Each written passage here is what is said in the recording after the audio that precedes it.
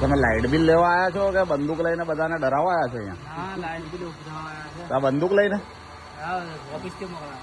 એટલે એવું ગન લઈને જવાનું ને લાઇટ બિલ ઉઘરાવાનું એવું કીધું છે ઓફિસેથી? આજે બંધનો સાથે મોકલા. કોણે કીધું છે એવું? ડી શું નામ છે ડીઈ નું તમારા? સર્કલમાંથી જ મોકલા છે. એટલે શું નામ છે ડીઈ નું?